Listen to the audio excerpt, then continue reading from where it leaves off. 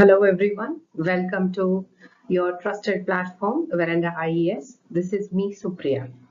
यहाँ पे हम करंट अफेयर्स को बहुत अच्छी तरीके से समझेंगे, सबसे सिंपल और यूपीएससी सेंट्रिक तरीके से। आज के सेशन में हम कवर करने वाले हैं 5 ऐसे इंपॉर्टेंट करंट अफेयर्स टॉपिक्स जो प्रीलिम्स और मेंस दोनों के लिए गोल्ड माइन है। तो बिना किसी देरी के लेट्स स्टार्ट और देखते हैं कि आज के इंडेक्स में हमारे लिए क्या क्या है। फर्स्ट इज पीएम धन धान्य कृषि योजना।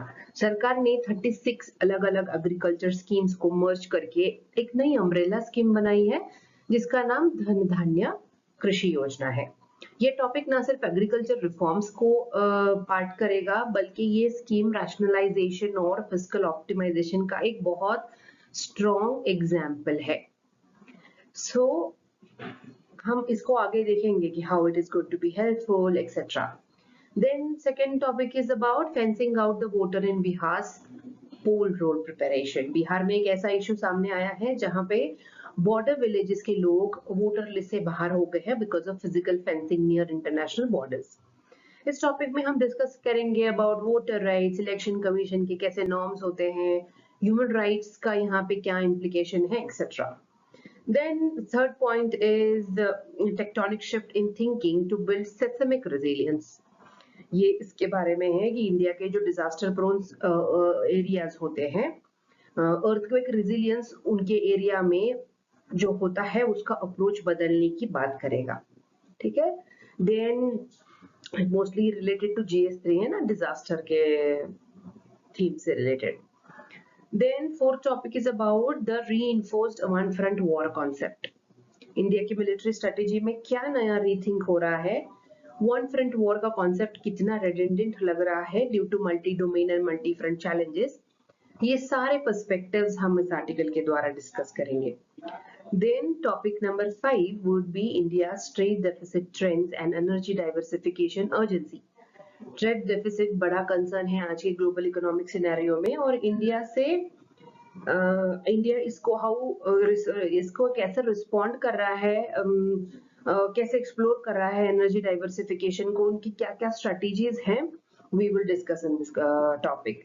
हमने देखा कि कैसे ये topics GS2, GS3, environment, disaster management, economy, governance के कैसे पार्ट है, तो और थोड़ा डिटेल में समझेंगे हर एक आर्टिकल को अच्छे से। तो चलिए अब शुरू करते हैं फर्स्ट टॉपिक से, दैट इज धन धान्य कृषि योजना। ठीक है, लेट्स स्टार्ट। तो आज का टॉपिक ये प्रधानमंत्री धन धान्य कृषि योजना। रिसेंटली ये लॉन्च किया था as a massive part of agri reform initiative. तो ये एग्रीकल्चर के हिसाब से तो यूपीएससी का फेवरेट टॉपिक है, तो it will be important. GS paper 3 always remember. ठीक है, एग्रीकल्चर रिफॉर्म से MSP इश्यूज के अंदर ये सब आ जाता है। तो हम इसको समझने की कोशिश करते हैं, ये मैसिव कन्वर्जेंस क्यों है। सबसे पहला हाईलाइट ये है क्योंकि सरकार ने 11 मिनिस्ट्री से 36 अलग अलग एग्रीकल्चर स्कीम जो है उनको एकत्रित किया, मर्ज किया single window agriculture transformation scheme में। इससे क्या हो जाएगा, मल्टीपल स्कीम्स की डुप्लीकेशन और इनएफिशिएंसी कम हो जाएगी और एक ही प्लेटफॉर्म से सारी सर्विसेज फार्मर्स तक पहुंच जाएंगी। इसको हम कह सकते हैं one nation one farm reform के तरह। तो ये एडमिनिस्ट्रेटिव सिंप्लीफिकेशन का एक बहुत ही क्लासिक एग्जांपल है, यू कैन से।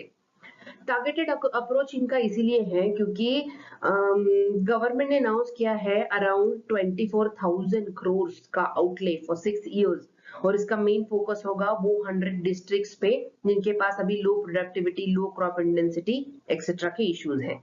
हर स्टेट से कम एक डिस्ट्रिक्ट को कवर किया जाएगा which ensures a very pan India approach यहाँ पे।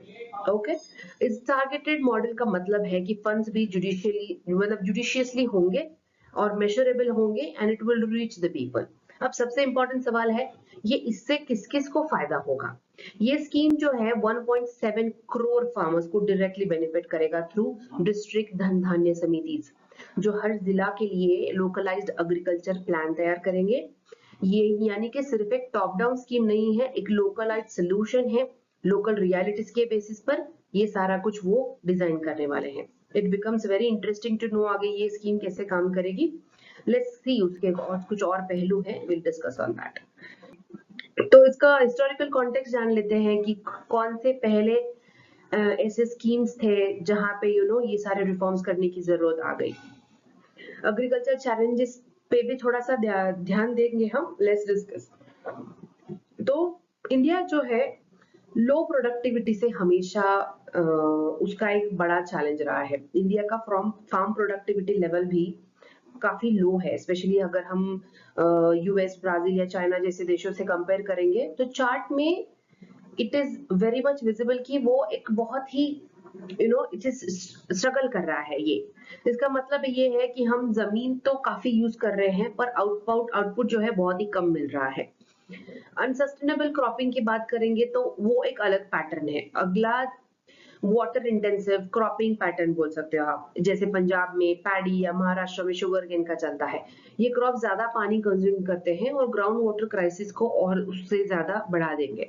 तो रिफॉर्म का गोल ये था कि क्रॉपिंग पैटर्न्स को क्लाइमेट रिजिलियंट और रीजन स्पेसिफिक बनाना। अब ये over reliance on subsidies and credits, उसका भी एक चैलेंज की तरह देखोगे आप तो कैसे समझोगे इसको। इंडिया का जो है एग्रीकल्चर हेवी डिपेंडेंट है loan weavers, credit flows, subsidies जैसे इनिशिएटिव्स पर। लेकिन ये लॉन्ग टर्म सॉल्यूशंस नहीं हो सकते हैं, क्योंकि फार्मर को एम्पावर करने के लिए उनको डिपेंडेंट नहीं बनाना है, उनको इंडिपेंडेंट बनाना पड़ेगा। फ्रेगमेंटेड स्कीम्स जो होते हैं, पिछले कुछ सालों में स्कीम्स जैसे आए थे national mission on sustainable agriculture जैसे एग्जांपल आई एम गिविंग, और कौन सा था वहां राष्ट्रीय कृषि योजना। तो ये सारे जो स्कीम्स थे, हर स्कीम्स अपने साइलो में काम करती थी, कोई कोऑर्डिनेशन कोई अकाउंटेबिलिटी नहीं थी। लेकिन ये स्कीम से क्या होगा, इसका अटेम्प्ट है कि ये सारा मर्ज करके एक कोहेरेंट स्ट्रेटेजी बनाई जाए। सो ऑल इन ऑल ये चाहते हैं कि ये जो पैसा एनर्जी लोग खर्च हो जाएंगे इतने सारे स्कीम्स में, उसको अगर हम थोड़ा घटा दे, एक टारगेटेड अप्रोच रखे, तो ये एक ही स्कीम के अंदर जो है हम बहुत सारा फायदा लेके आ सकते हैं। This is the basic understanding we get. यहाँ पे कुछ की फोकस एरियाज हैं इसके, विल ट्राई एंड अंडरस्टैंड कि वो है क्या। जैसे कि first crop diversification, then water soil conservation, post harvest infrastructure and then national organic farming. अब cross diversification you have must be come across this topic पहले भी। ये सबसे पहला फोकस है इसका, यानी shift from rice wheat to nutritionally less rich and climate resilient crops, जैसे कि मिलेट्स हो गए, पल्सेस हो गए, है ना। इसका गोल क्या होता है, न्यूट्रिशनल सिक्योरिटी को बढ़ाना, फार्म इनकम रेजिलिएंट बनाना, और सबसे इंपॉर्टेंट क्या है, वाटर स्ट्रेस जो है उनको कम करना। मतलब कम पानी, ज्यादा पैसा और बहुत ज्यादा बेहतर nutrition. Then when we talk about post harvest infrastructure, क्या हो जाएगा, ये जो हमारे देश में 30 to 40% जो है तक एग्रीकल्चर प्रोड्यूस वेस्ट हो जाता है due to lack of storage.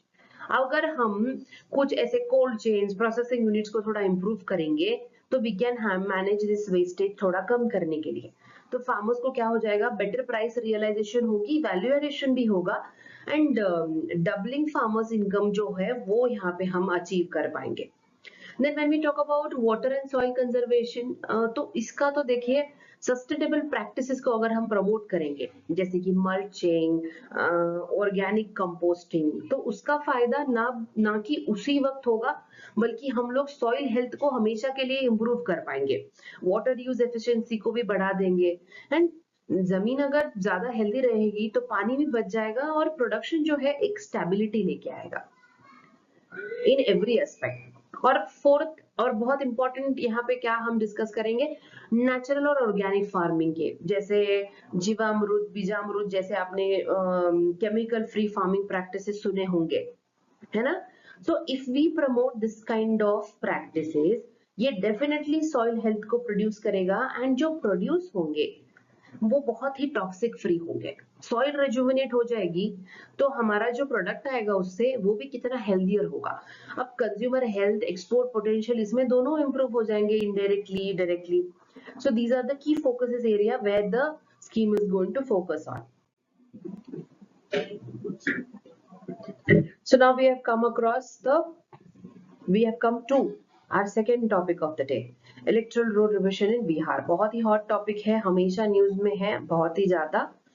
तो we will try and understand कि आज इसके बारे में क्या न्यूज है, कहाँ से रिलेटेड होगा, ये GS2 में रिलेटेड होगा, ठीक है, GS2 में गवर्नेंस में, ठीक है। कुछ पॉलिटी के एस्पेक्ट भी रहेंगे, विल ट्राई एंड अंडरस्टैंड कि वो क्या है। तो बिहार में क्या हो रहा है, इलेक्शन कमीशन ऑफ इंडिया ने अनाउंस किया है कि special intensive revision of electoral rolls specially Bihar ahead of 2025 state election होंगे। लेकिन इस एक्सरसाइज ने खुद को एक कंट्रोवर्सी के बीच में लेके आ गया है, with legal petitions, media scrutiny, बहुत सारे पब्लिक कंसर्न्स एक्सेट्रा। अब यहाँ पे लोगों का कंसर्न क्या है, वो कर रहे हैं, डर रहे हैं कि वोटर का डिसफ्रेंचाइजमेंट होगा। लोगों का डर है कि इस रिविजन से जो जेन्युइन वोटर्स हैं उसका नाम हट जाने की चांसेस है, स्पेशली वल्नरेबल ग्रुप जैसे migrants, border areas, residents etcetera. Unclear documentation requirements के चलते लोगों का ये भी क्लियर, उनको उनके माइंड में ये भी क्लियर नहीं है कि कौन सा डॉक्यूमेंट्स इसमें वैलिड है, किसके बेसिस पर ये लिस्ट में नाम इंक्लूड करेंगे एक्सेट्रा। तो हमने देखा कि कैसे लैक ऑफ ट्रांसपेरेंसी दिखी हमने इस क्लासिफिकेशन में। वोटर्स को क्लासिफाई करने का कोई ट्रांसपेरेंट क्राइटेरिया ही नहीं है, जिससे आर्बिट्रेरी डिसीजंस होने का रिस्क जो है बढ़ जाएगा। And then comes the confusing cut off. इसी ने क्या कहा, एक नया डिस्टिंक्शन इंट्रोड्यूस किया, जो 2003 से पहले एक और बात के जो वोटर्स रहेंगे उनके लिए अलग रूल्स हो जाएगा। लेकिन ये जो बाउंड्री है उसको, उससे लोग और ज्यादा कंफ्यूज ही हो रहे हैं, they are not able to understand कि ये कहाँ से लेके आया क्राइटेरिया। वोटिंग जो है कॉन्स्टिट्यूशनल राइट है, और अगर वोटर लिस्ट रिवीजन अनफेयर या अनक्लियर हो जाएगा तो ये सवाल उठाएगा इंटीग्रिटी पे हमारे, है ना। It will be like taking away the only power what people have. अगर हम ट्रांसपेरेंट गाइडलाइंस लेके आ गए, कम्युनिटी को रीच करें, समझाएं उनको कि क्या चल रहा है, राइट टू वोट को सिक्योर करेंगे ना, तो ही may B this problem will be able to handle properly. अब यहाँ पे कंसर्न्स लोगों के क्या है कि अब ये लोग ना डायरेक्टली इसको आसाम के NRC से लिंक कर रहे हैं। बॉर्डर एरियाज में जो सिक्योरिटी वर्सेस सफराज का कॉन्फ्लिक्ट होता है ना, उसको भी एक बार उस पे भी रिलेट कर रहे हैं लोग। तो it is causing unnecessary chaos in people. तो यहाँ पे हम बात करेंगे इसके जो कॉन्स्टिट्यूशनल डायमेंशंस हैं, will try and understand the basics behind it. Right to vote का स्टेटस हमने पिछले इसमें भी डिस्कस किया था, फंडामेंटल या स्टैट्यूटरी। वोटिंग जो है फंडामेंटल राइट नहीं है, ये एक स्टैट्यूटरी राइट है जो रिप्रेजेंटेशन ऑफ पीपल एक्ट में हुआ था। लेकिन इलेक्टोरल इंक्लूजन का जो प्रोसेस है वो आर्टिकल 14 के अंडर आता है, उसको अंडर वो प्रोटेक्ट होता है, और 21 के अंडर। तो अगर किसी वोटर का नाम बिना फेयर प्रोसीजर के हटा दिया जाएगा तो ये कॉन्स्टिट्यूशनल वायलेशन क्या हो जाएगा। देन डॉक्यूमेंटेशन का बर्डन जो है वो कैसे शिफ्ट हुआ, आप देखिए। जून 2025 के रिवाइज गाइडलाइंस में 11 वैलिड डॉक्यूमेंटेशन दिए गए थे, लेकिन नए वेरिफिकेशन स्टेप्स में कास्ट सर्टिफिकेट, मैट्रिकुलेशन रिकॉर्ड्स ने डॉक्यूमेंटेशन बर्डन को काफी ही बढ़ा दिया है। स्पेशली प्रॉब्लमेटिक है ये उन ग्रुप्स के लिए जिनके पास अभी कोई ऑफिशियल रिकॉर्ड नहीं है, माइग्रेंट्स हो गए, स्लम डेवलपर्स हो गए, they don't have such thing. Is this resulted into exclusion and arbitrariness, है ना। और ये फियर बढ़ता गया लोगों में। फिर आया सुप्रीम कोर्ट, उन्होंने इंटरवीन किया। इसका मतलब है कि अब सुप्रीम कोर्ट ने ये किया कि ये प्रोसेस जो है आर्टिकल 14 और 21 को वायलेट कर रहा है कहीं ना कहीं, तो उनका तो इंटरवेंशन बनता है। अब ये जो नया मैकेनिज्म है बहुत वल्नरेबल कम्युनिटीज को बहुत अनफेयरली टारगेट कर रहा है, उनका मानना है। यानी कि इस इशू में सिर्फ एडमिनिस्ट्रेटिव कंसर्न नहीं है, लार्जर कॉन्स्टिट्यूशनल मोरालिटी भी कहीं ना कहीं इन्वॉल्व है। तो नाउ वी हैव सीन कि इसका कॉन्स्टिट्यूशनल डायमेंशन क्या क्या है इसके ये मुद्दों का। We reached to the third article of today's. अब ये रिलेटेड है अर्थक्वेक से। क्या हो गया, रिसेंटली जो है दिल्ली में एक अर्थक्वेक हुआ था, अर्थक्वेक ट्रेमर्स आए थे जिसके जरिए सिस्टमिक वल्नरेबिलिटी सामने आ गई। तो हुआ क्या था, 10 जुलाई को दिल्ली में 4.4, हाँ माने मतलब उतने मैग्नीट्यूड का अर्थक्वेक आ गया। उतना ज्यादा पावरफुल नहीं था, लेकिन एक बात है यहाँ पे, इसने एक बहुत बड़ी अर्बन वीकनेस को जो है एक्सपोज कर दिया, specially building constructed before the year 2000। Delhi being the capital, it is not earthquake ready, ये क्वेश्चन आ गया है अभी। अब इसका बिगर पैटर्न देखते हैं। ये ट्रेमर जो है सिर्फ दिल्ली तक सीमित नहीं है। 2025 में कहीं और स्ट्रॉन्ग अर्थक्वेक्स रिकॉर्ड किए गए हैं, they have been listed here. जैसे म्यांमार में। तो पैटर्न यहाँ पे क्या है, सबडक्शन जोन्स और हिमालयन रीजन्स में सिस्मिक एक्टिविटी जो है वो बढ़ रही है। यहाँ पे दिल्ली ही क्यों वल्नरेबल है, दैट इज द क्वेश्चन। अब दिल्ली जो है सिस्मिक जोन 4, जो बहुत ही हाई रिस्क कैटेगरी है अर्थक्वेक का, उसके अंडर फॉलो होता है। लेकिन प्रॉब्लम सिर्फ जोन का नहीं है, कंस्ट्रक्शन प्रैक्टिसेस का भी है। ओल्ड बिल्डिंग्स जो है अर्थक्वेक कंप्लायंट नहीं होती है, अर्बन स्प्रॉल कंट्रोल नहीं है, और ये अर्थक्वेक एक वेकअप कॉल है हमारे लिए, स्पेशली फॉर सिटी जहां पे रैपिड अर्बनाइजेशन हो रहा है विदाउट स्ट्रक्चरल ऑडिट। तो ऑन एंड ऑन ये आर्टिकल जो है उसी सीरियस टॉपिक को हाईलाइट कर रहा है। तो जब हम ये जो दिल्ली का रीसेंट अर्थक्वेक को समझे हैं कि ये हुआ था, तो जरूरी है यहाँ पे हम देखें कि इंडिया का सिस्टमिक रिस्क पैटर्न है क्या एक्चुअली। तो इंडिया के सिस्टमिक जोन्स और उनका रेलेवेंस प्लानिंग के पर्सपेक्टिव से है हमेशा। जोन 5 जो है वो हाईएस्ट रिस्क जोन होता है। ये जोन इंक्लूड करता है north east India, Jammu and Kashmir, Andaman islands, and they are potential for almost more than 7.5 के मैग्नीट्यूड के अर्थक्वेक्स को लेके। ये रीजन टेक्टोनिक कन्वर्जन जोन में आता है, जहां इंडिया और यूरेशियन प्लेट जो है कोलाइड करती है, इसलिए ये एरिया हाइपर सिस्मिक माना जाता है। ओके, देन कम्स जोन 4, यानी कि वो हाई रिस्क जोन। ये जोन इंक्लूड करता है Delhi, part of north India, Delhi peak ground, ये जो अप्रॉक्स 0.24 है, जिसकी काफी बहुत वो, ये जो पीजी है वो बहुत ही हाई मैग्नीट्यूड पे है। तो मतलब अगर यहाँ एक और स्ट्रॉन्ग क्वेक आ गई तो ग्राउंड मूवमेंट डिस्ट्रक्टिव हो सकता है, स्पेशली फॉर जो पुअरली कंस्ट्रक्टेड बिल्डिंग्स है उसके लिए। तो यहाँ पे प्रॉब्लम क्या है, इंडिया में एक प्रॉपर सिस्टमिक बिल्डिंग कोड होता है, एग्जिस्ट करता है, जो अर्थक्वेक रेजिलिएंट बिल्डिंग डिजाइन करने के लिए वो बनाया गया है। लेकिन प्रॉब्लम यहाँ पे ये है कि वो बहुत ही ऐसे पुअरली एनफोर्स्ड है, ज्यादातर कंस्ट्रक्शंस में तो उनको पता भी नहीं होता कि ये कोड है। इसका रिजल्ट क्या हो जाता है, हाई रिस्क वीक बिल्डिंग से क्या होगा, डिजास्टर तो मतलब थोड़े से ट्रेमर से भी वो बहुत बड़ा डिस्ट्रक्शन कॉज कर जाएगा because of the weak building. तो यहाँ पे सॉल्यूशंस की बात करते हैं कि अभी जैसे ये एग्जांपल्स के हमें क्या सीखना चाहिए। दिल्ली जैसे सिटीज को सिस्टमिक सेफ बनाने के लिए हमें क्या करना होगा, will try and understand that. ये जो अर्थक्वेक रेजिलियंस है सिर्फ इंजीनियरिंग कंसर्न नहीं है, गवर्नेंस और पब्लिक सेफ्टी का इशू है। तो हमें सबसे पहले क्या करना होगा, strict enforcement of systemic building codes, specially जो वो कोड है, here this is the code, तो उसको एनफोर्स करना होगा। शॉकिंगली 80% से ज्यादा in Delhi building systemic norms follow ही नहीं करते हैं। कोड्स बनाने में क्या है, इम्प्लीमेंटेशन ही नहीं है, तो this is only going to happen. तो mandatory compliances during approvals and on ground audits को वो है ये करना पड़ेगा उसको। देन अगला फोकस होना चाहिए एग्जिस्टिंग वीक बिल्डिंग्स पे, उसको थोड़ा सा रिट्रोफिटिंग करके, एक्सपर्ट्स का एस्टिमेट है कि अगर हम ऐसे जो हाई रिस्क जोन्स में रिट्रोफिटिंग के लिए ऑलमोस्ट अराउंड 50,000 करोड़ की जरूरत है। यानी ये पॉलिसी लेवल कमिटमेंट और बजटरी एलोकेशन का मैटर बन गया है यहाँ पे, तो इतना बड़ा नंबर चाहिए only for some few zones जहाँ पे हाई रिस्क है, इमेजिन। लेकिन हम हर सिटीज का अगर ऐसे कुछ टारगेटेड अप्रोच रखेंगे तो maybe we can achieve it. अब यहाँ पे क्या है, टेक्नोलॉजी का यूज भी बहुत जरूरी है। एनएससी का जो app based early warning system है, ये सिस्टम जो है पब्लिक को सेकंड्स में अलर्ट कर देता है अगर पब्लिक रिस्पांस मैकेनिज्म से वहां पे लिंक हो जाए तो। कैजुअलिटीज भी सिग्निफिकेंटली कम हो जाएगी ना इससे।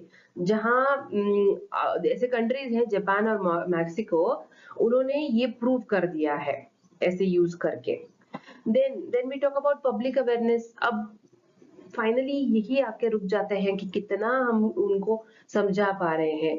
सिस्टमिक सेफ्टी का इंक्लूजन, मॉक इवैक्यूएशन एक्सरसाइज, ये सब जो है एक लॉन्ग टर्म बिहेवियरल चेंज के लिए एसेंशियल है, क्योंकि अर्थक्वेक प्रिपेयर्डनेस सिर्फ गवर्नमेंट की जिम्मेदारी तो नहीं है, it becomes a responsibility of government plus हम सब। तो we have to be prepared for such kind of situation. Then moving towards our next topic, that is China Pakistan strategic partnership. ये आर्टिकल शायद इस महीने में अभी ये दूसरा बार है जहां पे हम उनके पार्टनरशिप के बारे में बात करेंगे कि वो कैसे एक रीइंफोर्स वन फ्रंट वॉर हो गया है। अब इसका मतलब क्या है, we try understand. Recent developments में हमने देखा है कि चाइना और पाकिस्तान के बीच मिलिट्री और स्ट्रेटेजिक कोऑर्डिनेशन बहुत डीप होते जा रहे हैं। इस कोऑर्डिनेशन ने इंडियन डिफेंस थिंकर्स के बीच एक नया कंसर्न को पैदा कर दिया है। यदि फ्यूचर में इंडिया किसी मिलिट्री कॉन्फ्लिक्ट में एक ही फ्रंट पर लड़ रहा हो, लेकिन उस फ्रंट पर चाइना और पाकिस्तान कोऑर्डिनेटेड वे में एंगेज हो जाएंगे, तो वो सिचुएशन जो है रीइंफोर्स वन फ्रंट वॉर कहलाएगी। ये अलग है ट्रेडिशनल टू फ्रंट वॉर से, जो जहां पे दो सेपरेट बॉर्डर्स एक्टिव होती है। यहाँ पे ये अभी क्यों डिस्कस हो रहा है, क्योंकि सीपीईसी के जरिए चाइना जो है बहुत ही डीप प्रेजेंस बना रहा है पाकिस्तान में। जॉइंट एक्सरसाइजेस, नेवल विजिट्स वो उनके बढ़ रहे हैं। लाइन ऑफ एक्चुअल कंट्रोल और एलओसी में जो है दोनों बहुत ही ज्यादा सेंसिटिव बन गए हैं। तो ये कंसर्न जो है फ्यूचर में मिलिट्री प्रेशर को कंसिडरेटली अप्लाई कर जाएगा। अब काउंटर व्यू इसका ये है कि हम उसको स्ट्रेटेजिक कॉशन ले सकते हैं। हाउ? सीनियर डिफेंस एनालिस्ट के कॉन्सेप्ट को अलार्मिस्ट मानते हैं। उनका कहना है कि चाइना और पाकिस्तान के ऑब्जेक्टिव जो है अलाइंड नहीं होते हमेशा। ऑपरेशनल कोऑर्डिनेशन बहुत कॉम्प्लेक्स बात होती है, और इंडिया का जो नुआंस्ड व्यू है उनको ऐसे ही रखना है, ना कि फियर बेस्ड अजम्पशंस पर रिएक्ट करना है। स्ट्रेटेजिक मैच्योरिटी भी यही कहेगी ना कि प्रिपेयर जरूर करना है, हमें पैनिक नहीं होना है। इंडिया के सामने ये जो रीइंफोर्स वन फ्रंट वॉर का कॉन्सेप्ट आया है ना, इसमें सिंगल थिएटर पे कोऑर्डिनेटेड चाइना पाकिस्तान एक्शन हो सकता है, लेकिन एक्सपर्ट्स या कॉशन करते हैं कि ओवर रिएक्शन हम अवॉइड कर सकते हैं। पॉलिसी और स्ट्रेटेजीज को जो है ना, दोनों को रियलिज्म के साथ इवॉल्व करना पड़ेगा। कोई ऐसे हैस्टी मैनर पे कोई कुछ ऐसे बिहेव कर रहा है तो and then we react on that, that is not a proper approach is what the article says. और ये जो अब तक हमने देखा, आपको समझ में आ गया होगा कि रीइंफोर्स वन फ्रंट वॉर का कॉन्सेप्ट क्या होता है, और ये हमारे लिए इतना मतलब क्या चिंता की बात हो गई। लेकिन क्या सच में चाइना और पाकिस्तान एक जॉइंट मिलिट्री डॉक्ट्रिन फॉलो कर रहे हैं? We understand that. अगर हम आर्म सप्लाईज के बारे में देखते हैं तो इन चाइना जो है डेफिनेटली पाकिस्तान को मिलिट्री सपोर्ट देता है। J-10, JF-15 जैसे फाइटर जेट्स हैं, सैटेलाइट्स का सिस्टम एक्सेस देते हैं उनको, ड्रोन्स और मिसाइल जैसे HQ-9 जो है, क्रूज मिसाइल्स, ये सारा चाइना देता है पाकिस्तान को। लेकिन ये सब जो है मेनली आर्म सेल्स होते हैं, ये कोई जॉइंट कमांड या डॉक्ट्रिन नहीं है। यानी टैक्टिकल इनपुट्स मिल जाएंगे, पर स्ट्रेटेजिक इंटीग्रेशन यहाँ पे बहुत कम है। इकोनॉमिकली भी आप देखोगे, ये थोड़ा इकोनॉमिकली स्ट्रांग देता है, मिलिट्री ओरिएंटेड नहीं है। चाइना पाकिस्तान इकोनॉमिक कॉरिडोर एक स्ट्रांग लिंकेज है उनके बीच में, या फिर ये जो BRI होता है ना, रोड प्रोजेक्ट, उनका भी, लेकिन इसका नेचर ज्यादा इकोनॉमिक है, it is not explicitly military. So infrastructure से लेवरेज तो होगा चाइना को, लेकिन वो वॉर प्लानिंग नहीं हो सकती। This is what the one angle we can get to see यहाँ पे। Then if we talk about joint planning और उनका जो insight होता है, despite ये सारे military supplies, diplomatic coordination, अभी तक की कोई joint war planning या shared military doctrine का evidence नहीं मिला है दोनों countries को। तो cooperation है यहाँ पे, लेकिन integration का कोई भी sign नहीं है, is what the article says। तो बीजिंग का जो अप्रोच है बहुत कैलकुलेटेड और कॉशियस होता है। China wants to avoid any direct conflict with India unless absolutely it's necessary.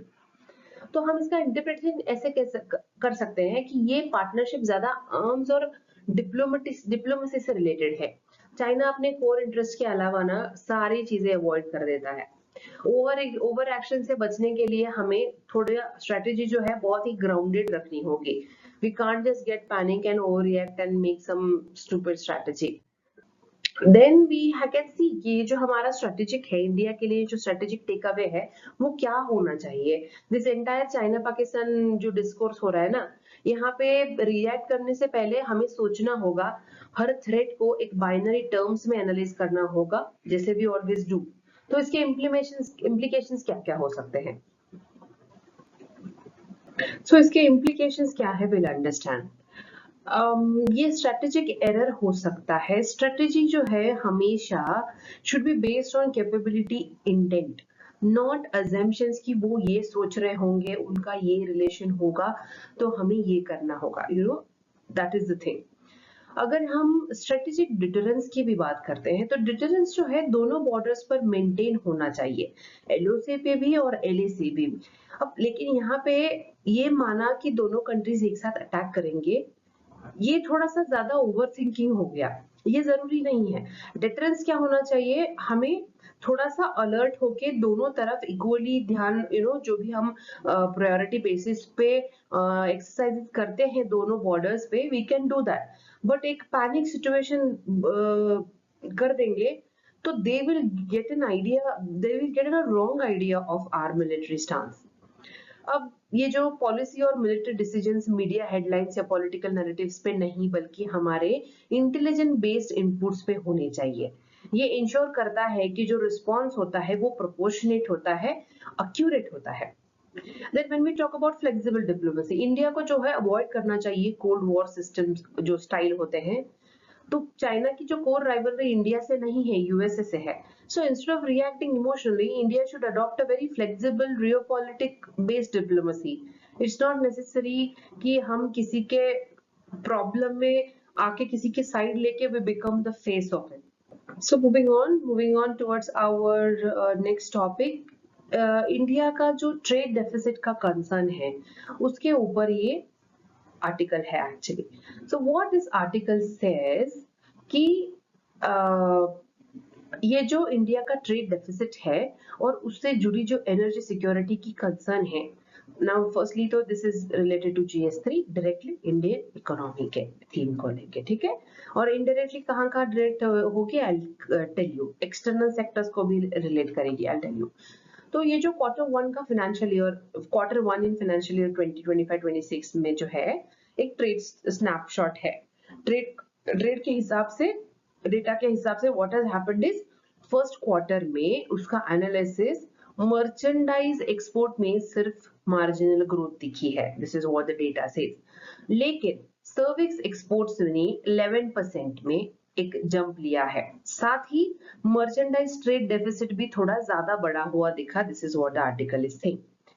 अब ये सारे नंबर्स जो है वो ज्यादा इंपॉर्टेंट नहीं है, इसके पीछे का एक मैसेज है that I tell you. Despite service sector का एक स्ट्रॉन्ग परफॉर्मेंसेस, गुड्स जो है एक ट्रेड गैप को वाइडन कर रहे हैं। इससे क्या होता है, एक्सटर्नल जो रिस्क होते हैं क्रूड ऑयल के चलते या टैरिफ थ्रेट्स के चलते, ये एक और डायमेंशन जुड़ जाता है इनटू ट्रेड डेफिसिट। ये एक्सटर्नल जियोपॉलिटिकल रिस्क जो होता है वो हमेशा हमारे सर पे होता है। अब यूएस ने वार्निंग दी है कि जो कंट्रीज रशियन क्रूड खरीद रहे हैं उन पे हम टैरिफ लगा देंगे। इंडिया ने रशियन ऑयल को जो है बहुत हेवीली इंपोर्ट किया है पास्ट ईयर्स में, इसीलिए मूव इंडिया के एनर्जी बास्केट को और ट्रेड बिल दोनों को जो है इम्पैक्ट करने वाला है। अब इससे रिजल्ट क्या होगा, है एनर्जी इनपुट बिल हो जाएंगे ना, वो ट्रेड डेफिसिट को बहुत वाइड हो जाएगा करेंगे। ट्रेड डेफिसिट जो है डायरेक्टली रिलेट करता है करंट अकाउंट डेफिसिट से, और करंट अकाउंट डेफिसिट किसको इम्पैक्ट करेगा, रुपी के वैल्यू को, और फिर उसको कहाँ स्टेबिलिटी को इम्पैक्ट करेगा, फॉरेक्स रिजर्व को हैम्पर करेगा। यानी कि high energy dependency is equal to strategic vulnerability, you can say. ये सब इश्यूज गवर्नमेंट के लिए जो है पॉलिसी कैलिब्रेशन के लिए बहुत इंपॉर्टेंट होते हैं।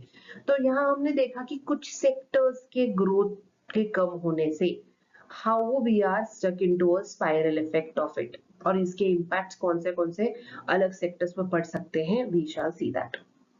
तो see let's try and understand कि ट्रेड डेफिसिट की किस चीज से प्राइमरीली ड्रिवन होता है और इसके पीछे का स्ट्रक्चर क्या होता है मिलिट्री। स्ट्रक्चरल डेफिसिट जो है इंडियन ट्रेडिशनली इंडिया जो है ट्रेडिशनली एक बहुत ही you can say merchandise trade deficit economy रही है हमेशा, यानी जो गुड्स हम इंपोर्ट करते हैं उनकी वैल्यू हमेशा एक्सपोर्ट से ज्यादा होती है, पर इस डेफिसिट को सर्विस सेक्टर का सरप्लस ही बैलेंस कर पाता है, स्पेशली जो आईटी सर्विसेज हो गए, फाइनेंशियल कंसल्टेंसी और सॉफ्टवेयर एक्सपोर्ट्स। अब ये जो इंपोर्ट हैवी सेक्टर्स होते हैं, अगर आप डायग्राम देखोगे तो यहाँ पे कुछ मेजर कंपोनेंट्स क्लियरली विजिबल है।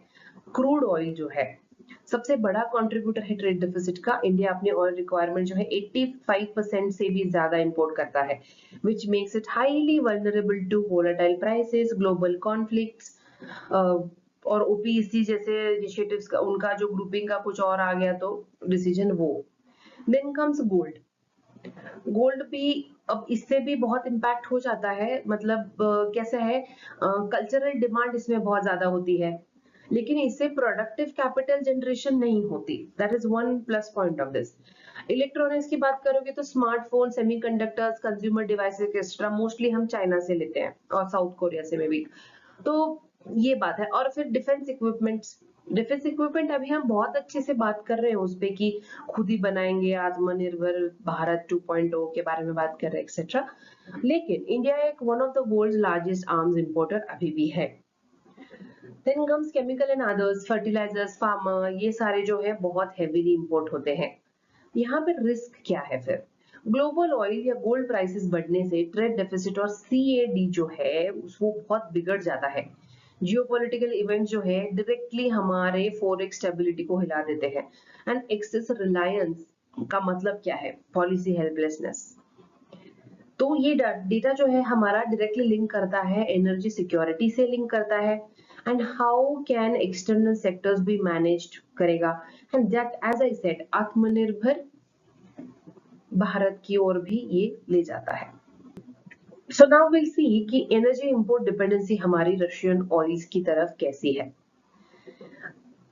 वी हैव सीन कि India has become the top importer of Russian crude oil with Russian oil as of now. मतलब 36% ऑफ इंडिया का क्रूड बास्केट जो है हम उधर ही से लेके आते हैं। तो ये क्या हो गया है, थोड़ा सा डिस्काउंटेड प्राइस में रशिया का ऑयल हम ले रहे हैं, बट हमें जो है ये सारा चीज जो है वल्नरेबल बनाता है towards western geopolitical pressure, particularly US के साथ। यूएस सारे नेशंस को थ्रेट करता रहता है कि हम ये कर देंगे वो कर देंगे। अब इसमें हम भी स्क्रूटिनी में आ गए हैं, क्योंकि यूएस ने थ्रेटन किया हुआ है सबको कि वो हम सारे कंट्रीज को सैंक्शन करेंगे अगर रशिया से कोई ऑयल खरीद रहा है तो। अब इससे क्या हो जाता है, ये बहुत बड़ा इम्पैक्ट हो जाएगा हमारे इंडिया के एनर्जी सिक्योरिटी पे। मतलब यहाँ कुआं उधर खाई है हमारा सिचुएशन यहाँ पे।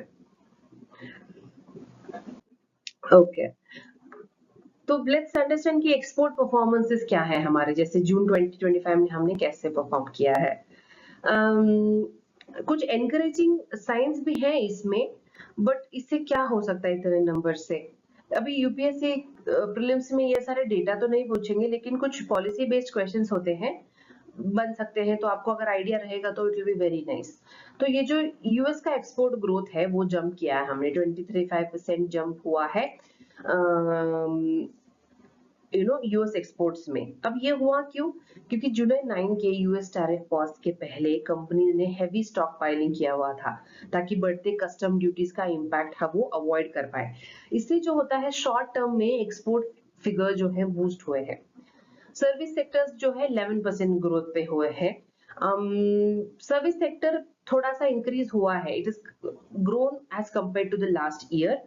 ये ग्रोथ काफी सिग्निफिकेंट है, क्योंकि सर्विस सेक्टर एक्सपोर्ट जो है हेल्प करता है ट्रेड डेफिसिट को बैलेंस करने में। तो it is a very important indicator, balancing factor है ये, स्पेशली आईटी फाइनेंस सेक्टर्स ने ऐसे लीड किया हुआ है इसमें। अब यूएस मार्केट का जो शेयर है वो बहुत ही स्ट्रेटेजिक सेंसिटिव होता है। US alone accounts for 20% of India total export, यानी अगर यूएस में कोई डिसरप्शन आ जाएगी तो टैरिफ स्पाइक या ऐसे कुछ हो जाएगा तो उसका डायरेक्ट और सीवियर इम्पैक्ट होगा इंडिया के एक्सपोर्ट इकोनॉमी पे। अब यहाँ पे हमारे लिए टेक अवे क्या है? Electronic goods, tea, poultry, marine product export etcetera etcetera बढ़ जाएंगे। Petroleum, gems, jewellery remain flat. तो you have to take it in mind कि कौन से चीजों का एक्सपोर्ट बढ़ा, कौन सा कम हुआ, और उसके रीजंस जो है जियोपॉलिटिकल शॉक्स जो है वो क्या क्या थे. You can keep it in mind. Okay, so यहाँ पे हम देखेंगे कि कैसे इंडिया का trade deficit energy import dependency बन गया है. यूएस पर जो है एक्सपोर्ट रिलायंस एक सीरियस वल्नरेबिलिटी बन चुका है हमारे लिए. तो यहाँ will try and understand India का जो एक लॉन्ग टर्म डाइवर्सिफिकेशन स्ट्रेटेजी है वो क्या होनी चाहिए. First, we talk about high value export. We have to focus on tech and innovation, we can say. India को अब ट्रेडिशनल कमोडिटीज से हट करना टेक सेंसिटिव सेक्टर्स में एक्सपोर्ट करना होगा, लाइक इलेक्ट्रॉनिक्स, सेमीकंडक्टर्स, है ना, ग्रीन टेक एक्सेट्रा. इससे क्या हो जाएगा, वैल्यू बढ़ेगी, वॉल्यूम कम होते हुए भी रेवेन्यू जनरेट करने का बहुत बड़ा अपॉर्चुनिटी मिल जाएगा. Then when we talk about market diversification, अब बियॉन्ड यूएस एंड चाइना हम जो है मेजर एक्सपोर्टर और 3-4 कंट्री पर अगर डिपेंडेंट करेंगे, ये डेंजरस है, क्योंकि अगर एक भी कंट्री पॉलिसी चेंज करता है तो पूरा एक्सपोर्ट क्रैश हो जाएगा. लेकिन इंडिया को Latin America, Africa, eastern Europe जैसे रीजन्स में एक्सपोर्ट पेनिट्रेशन को बढ़ाने की जरूरत है actually. That's how the market diversification can happen. Then when we talk about MSMEs, अब MSMEs को कॉम्पिटिटिव बनाने से एक्सपोर्ट क्या है वो बहुत अच्छे से काम करेगा. इंडिया के जो है 46% गुड्स एक्सपोर्ट्स MSME से आते हैं, लेकिन उनकी प्रोडक्टिविटी और एफिशिएंसी थोड़ा सा अभी लिमिटेड है. तो गवर्नमेंट को क्या करना चाहिए, लॉजिस्टिक को कम कर सकते हैं, कंप्लायंसेस थोड़े इजी बना सकते हैं. जैसे ही हम MSME को बूस्ट करेंगे तो वो एक कॉम्पिटिटिवली एक्सपोर्ट्स जो है स्टेबल बना देगा. Then when you talk about energy, energy की केस में ना शॉर्ट टर्म गेन से ज्यादा इंपॉर्टेंट होता है long term contracts. Russia, gulf, Africa के साथ जो है प्रेडिक्टेबल प्राइसिंग पे, स्टडी सप्लाईज पे अगर हम वर्क करेंगे या फिर स्ट्रेटेजिक रिजर्व क्रिएशन पे काम करेंगे, तो ये स्टेप्स जो है इंडिया को एनर्जी शॉक से हमेशा एक शील्ड बना के रखेंगे. Then when we talk about domestic energy reliance, अब सबसे यहाँ इंपॉर्टेंट फिर से बात आती है एक आत्मनिर्भर एक्शन की. Last but not the least है ये, इंडिया को चाहिए वो EVs, renewable options, ethanol blending, green hydrogen, ये जो सारे ऑप्शंस हमने कितने बार न्यूज में देखे होंगे. इन सब में मैसिव इन्वेस्टमेंट अगर हम करेंगे ताकि हमारा जो इंपोर्ट बिल है वो कम हो और हमारा जो क्लीन एनर्जी की तरफ ट्रांजिशन है वो भी अच्छे से बन जाए. So we can take these following strategies maybe to handle this kind of tremors from Western geopolitics.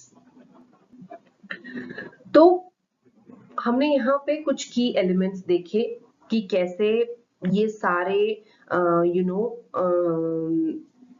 ये जो आर्टिकल्स थे उनके उनको स्ट्रॉन्ग बनाने के लिए देखा कि कैसे ये जो स्कीम है वो हमें एक अल्टीमेटली एग्रीकल्चर प्रोडक्टिविटी बढ़ाने और फार्मर्स को डेट ट्रैप से बाहर निकालेगी, जो हम बहुत ही ज्यादा it we face that problem.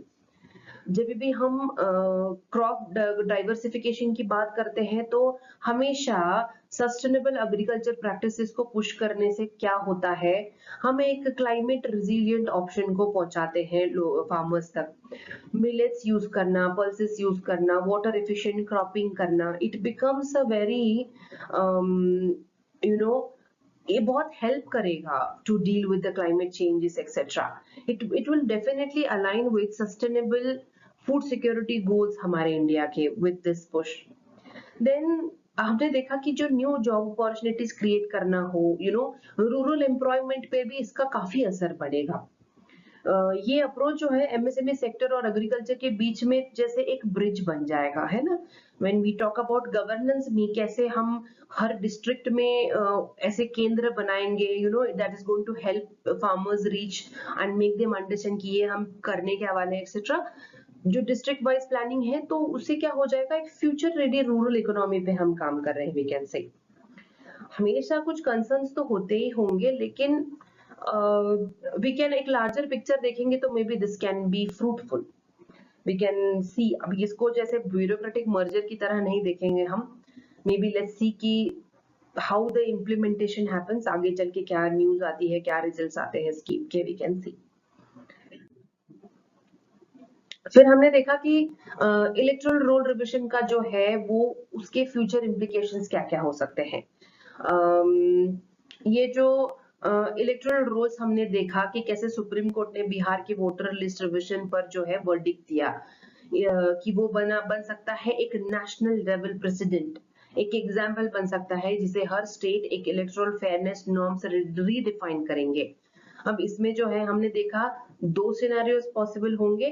अगर ये अपहोल्ड होगा तो कोर्ट के रिविजन को वैलिडेट करता है अगर, तो स्ट्रिंजेंट वोटर वेरिफिकेशन प्रोसेस आ जाएगी। ये इलीगल एंट्रीज को कम करने में मदद करेगी, लेकिन ये जो मार्जिनलाइज्ड कम्युनिटीज हैं उनका थोड़ा सा प्रॉब्लम हो सकता है। अगर ये स्ट्रक डाउन किया सुप्रीम कोर्ट ने तो वो अनकॉन्स्टिट्यूशनल डिक्लेयर कर दिया जाएगा। तो ये जो है रीअफर्म होगा कि वोटर इंक्लूजन और ईज ऑफ एक्सेस पैरामाउंट है, especially for vulnerable sections like women, migrants, tribal people, etc. इसके ब्रॉडर इम्प्लीकेशंस भी अगर देखोगे तो अगर एक यूनिफॉर्म नेशनल गाइडलाइन बनाई जाएगी तो स्पेशल इंटेंसिव रिवीजन हर स्टेट में जो है स्टैंडर्डाइज फ्रेमवर्क के थ्रू काम करेगा। This is what we learn through this article. then when we saw about, हम अभी यहाँ पे एक लास्ट सेशन में आ गए हैं इस सेशन के। ओके, यहाँ पे आई विल टेल यू कि ये की टेक अवेज क्या हो सकते हैं अबाउट द पॉलिसीज या इंडिया की एक स्ट्रेटेजिक प्लानिंग कैसे होनी चाहिए। वी सॉ कि एग्रीकल्चर ट्रांसफॉर्मेशन कैसे हो सकता है through this kind of initiatives of integrating the agriculture schemes. Sustainability पे फोकस कर रहे हैं हम, प्रोडक्टिविटी पे फोकस कर रहे हैं, एक long term rural resilient game changer plan कर रहे हैं we can say. Then we spoke about infrastructure resilience, earthquake जैसे सीरियस डिजास्टर को डील कैसे किया जा सकता है, एंड अर्बन एरियाज में जो पुअर बिल्डिंग कंप्लायंसेस होती है उसको लेकर कैसे डील कर सकते हैं हम, that is what we saw. Then we question the electoral integrity, verification और inclusion के बीच में ये जो फाइंड बैलेंस होगा उसको हम कैसे मेंटेन करके हर एक को एक फेयर चांस दे सकते हैं और कैसे डेमोक्रेसी को अपहोल्ड कर सकते हैं, we saw. Then came the strategic balance, किसी और का ग्लोबल या रीजनल टेंशन में आके हमें ओवर रिएक्ट नहीं करना है। We have to be very alert in when we are talking about the foreign policies. जो प्रिपेयर्डनेस और पैराग्मिक्स दोनों को बैलेंस करेगा, that is the real approach we have to keep. Then we spoke about economic diversification, इसकी कितनी ज्यादा जरूरत है। हम एक ही सेक्टर पे, एक ही कंट्री पे एक्सपोर्ट के थ्रू या कोई भी सेक्टर्स हमारे जो है उसको लेकर डिपेंडेंट नहीं रह सकते। We need to diversify the market to find that long term economic resilience for us and having that trade balance maintained.